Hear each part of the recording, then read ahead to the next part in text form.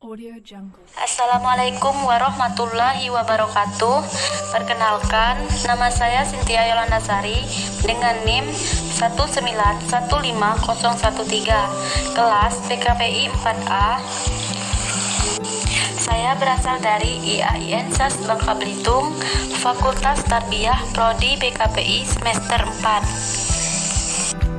Tujuan video ini untuk memenuhi tugas mata kuliah Statistik Pendidikan yang diampu oleh Ibu Nurul Fakih Isroi MPD. Yang pertama, saya akan menjelaskan statistik inferensial. Apa sih statistik inferensial itu? Statistik inferensial adalah yang menyediakan aturan-aturan atau cara yang dapat digunakan sebagai alat dalam rangka mencoba menarik kesimpulan dari sekumpulan data yang telah diolah.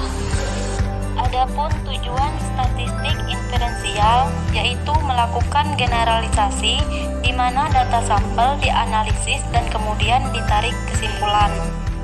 Selanjutnya, hipotesis penelitian. Apa sih hipotesis penelitian itu? Hipotesis penelitian adalah suatu pernyataan sementara yang masih lemah kebenarannya dan perlu dibuktikan atau diuji kebenarannya. Selanjutnya, hipotesis penelitian.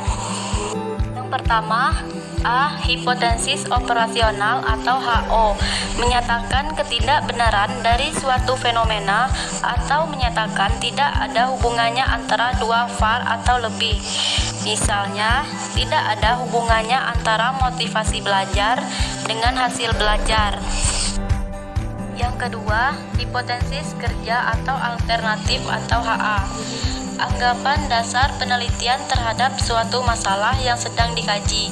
Misalnya, ada hubungannya antara motivasi belajar dengan hasil belajar.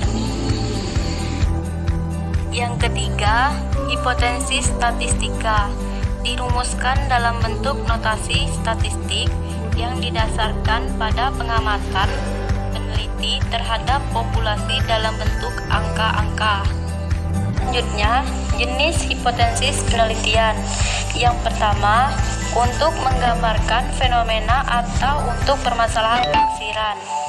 Yang kedua, hipotesis komparatif untuk permasalahan yang bersifat membedakan atau membandingkan. Yang ketiga, hipotesis asosiatif untuk permasalahan yang bersifat hubungan atau pengaruh. Selanjutnya, kriteria pengujian. Yang pertama, mengekspresikan satu fenomena atau satu variabel dan atau hubungan atau pengaruh antara dua variabel atau lebih. Yang kedua, menyatakan secara jelas dan spesifik serta tidak bermakna ganda. Yang ketiga, dapat diuji dengan empiris. Selanjutnya, langkah merumuskan dan menguji hipotesis. 1. Merumuskan hipotesis kinerja, hipotesis nihil, hipotesis statistik.